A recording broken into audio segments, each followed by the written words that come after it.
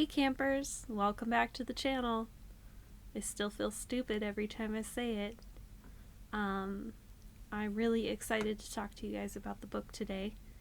It's tense, it's gross, it's fun, it can be heartbreaking. It's just a good read all around. However, I do want to issue a content warning for child death. The kids in this book are about 12 to 13. And like I said, parts of this book are going to break your heart. The book we're breaking down today is called The Troop by Nick Cutter. It's about a group of Boy Scouts and their troop leader who travel out to an island in Canada for an annual camping trip, and things do not go as planned. I'd like to start by introducing the characters in the story. First, we have Tim. He's the scoutmaster. He's a small-town doctor who lives alone, and he seems like an all-around good guy. Next, we have Max, who's giving us protagonist vibes. He's relatively stable. His dad is a county coroner and taxidermist, and Max is very best friends with Ephraim. Ephraim is the bad boy of the group. He gets into fights, he smokes cigarettes, his dad's not in the picture, you know the type. Next, there's Kent. He's sort of the self-imposed leader of the group. Mostly because he's so big, no one wants to argue with him. He's kind of a bully, but he's never really been in any fights, not like Ephraim has. We also have Newton, little Newt. He's a chubby little nerdy kid who takes scouting very seriously. Lastly, we have Shelly. He's a little psychopath who likes to torture and kill small animals. So Tim and the boys have taken a boat out to a remote island where they will be camping for the weekend. While out on the island on the first night, Tim encounters a shambling and emaciated-looking man on the island. The man asked him for food. Being a doctor and wanting to help, Tim took him in. As he wrapped his arm around the man's waist to help him move toward the cabin, Tim could swear he felt something moving underneath his skin. Tim went to radio the mainland for help, but as he was doing so, the man came over and smashed the radio to bits. The man scuffled with Tim for a moment and coughed something up into Tim's face. Tim injected the man with a sedative. Tim felt the man's stomach again and concluded that there must be some sort of blockage in the man's intestines. While the boys are out on a hike, Tim discovers that the spark plugs for the boat are missing. The man wakes up and begins to try to eat the couch. Tim sedates him once more, and he decides that he needs to have a look around in this guy's guts. During their hike, the boys see a helicopter and a few ships on the horizon, and they figure it's just military practicing maneuvers and carry on. Once the boys return, Tim explains that they need to stay outside of the cabin for their own safety. He fears whatever the man has may be viral. It turns out that when they were gone, Tim had eaten just about all of the food they had brought for the weekend. He privately admits to Max that he thinks the man got him sick. He had lost 20 pounds in one day. Tim gave the boys a large cooler of food that he hadn't touched. Then he asks Max to join him in performing an operation on the man. His reasoning being that he can't do it alone, and Max's dad had him help out with taxidermy projects sometimes. So Tim and Max go and cut this guy's stomach open, and they find the biggest tapeworm that Tim has ever seen. The man ends up dying. The boys end up having to stay on the island for 2 more nights, waiting for a boat to come and rescue them. Kent and the other boys figure out that Tim had caught the worms and decided that Tim needed to be quarantined. There's a bit of a scuffle, and the boys end up locking him in the utility closet inside the cabin. Kent took a victory sip of Tim's bottle of scotch, which was very likely infected. The boys end up camping outside. When the boys wake up, they find that the cooler and all of the food in it is gone. The boys wait around for the rescue boat, but it never comes. Meanwhile, a large storm is brewing. The boys begin to panic and try to think of where to weather out the storm. They grab all the candles and blankets they can and head down to the cellar. Shelly speaks up and says he watched Kent take the cooler down to the beach and eat all of the food. Using Kent's own logic, the boys decide that Kent needs to be quarantined now.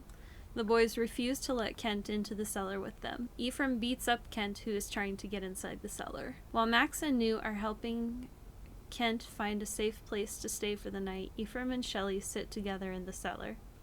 Shelley then tells Ephraim that he's pretty sure he saw something wriggling under his fingernail. Eventually, the boys take pity on Kent and let him come inside the cellar. While the boys wait for the storm to end, an old oak tree crashes down onto the cabin. Once the storm dies down, they leave the cellar to see the damage, all except for Kent, whom they lock in the cellar.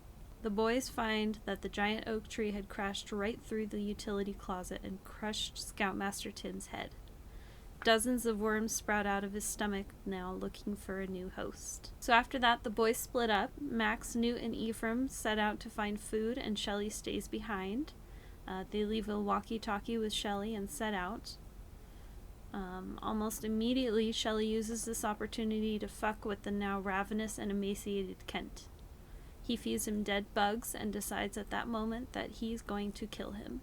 Meanwhile, the other boys are hiking for a while before they see a small boat racing toward the island before it is intercepted by another boat. It's then that the boys realize that someone doesn't want them getting off of the island. Ephraim gives up. He sits down and he says he's not going any further. Max and Newt leave without him, leaving the walkie-talkie with him. Shelley talks to Ephraim through the walkie-talkie and convinces Ephraim that all he has to do is cut the worms out of him. Ephraim uses his pocket knife to slice large gashes in his skin to try to find the worms. Back at the cabin, Shelley lures Kent out to the ocean and drowns him. He was so caught up in the rush of murdering someone that he didn't realize that the worms were leaving Kent's body and traveling up toward his own. The worms made their way up Shelley's urethra. Max and Newt find berries and mushrooms that induce vomiting. They also come across a sea turtle. They decide to kill it so they can eat it. Max stabs the turtle multiple times. The turtle does not die quickly. It's a slow and agonizing death. The boys end up feeling too guilty to eat it, so they bury it instead. Later, they find baby turtles hatching on the shore. The boys help all of the turtles into the ocean. Max and Newt come back to find Ephraim with gashes all over himself. They help him back to the cabin, trying to convince him that he doesn't have the worm. So they get back to the cabin, and neither Kent nor Shelley are there. They wonder if Kent could have tried to swim back to the mainland, so they go down to the shore to look for him, leaving Ephraim by himself. That's when Shelley slinks out of hiding. Ephraim begs Shelley to cut the worms out of him, but Shelley has other plans. Shelley goes to the generator to collect some gasoline. Max and Newt come back to find Ephraim fully on fire, lying in a fetal position. By the time they put out the flames, it was too late. Ephraim, Max's best friend, was dead. The boys find Shelley and notice he reeks of gasoline. There's a small physical confrontation. Shelley stabs Max. Luckily, it's not that bad. Before Shelley could finish the job, Newt beats Shelley over the head with a stick, and Shelley escapes back into the forests.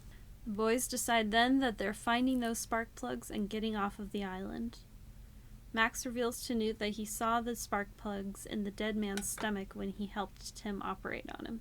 The boys find gloves and they dig around in the man's guts until they find the spark plugs. They decide to wash them off and leave them on a rock by the shore. When they return to retrieve the spark plugs, they find that they are missing. Shelley had taken them to lure them into the woods. The boys follow his trail and come to a large cave.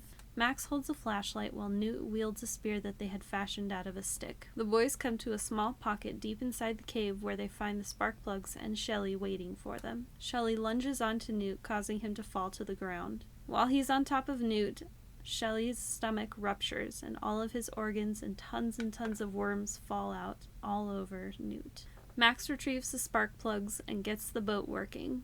The boys finally make it off the island but are stopped on the water by a few larger boats. Max tries to tell them they're not infected. Newt agrees but quickly admits that he is incredibly hungry. The second that Newt says the word hungry, he is shot through the neck. So it turns out that there were these scientists who thought they were working on a diet pill, but instead they were creating a biological weapon. The dead man had been a patient that they had experimented on. The government had gotten involved to quarantine the island. Nothing was to go on or off the island. and the soldiers were instructed to open fire if they heard one of the trigger words, hungry being one of them. After extensive testing, Max was allowed to return home, but of course nothing would ever be normal for him again. He had lost his friends, no one wanted to be near him, he had to do his schoolwork online, people crossed the street when they saw him coming. The book ends with Max wishing he could have one more day with his lost friends and taking a trip back to the island. And that was The Troop. I loved this book. It was gross, it was emotional, it was beautifully written. My heart just absolutely broke when the boys died each time. Even if you made it all the way through this breakdown, I still recommend going back and reading the book because it's really great. And that's pretty much it. I want to thank everyone who's been checking out my videos and subscribing. Really appreciate it. And I'll talk to you next time when I have my list of January books. I love you guys. Bye!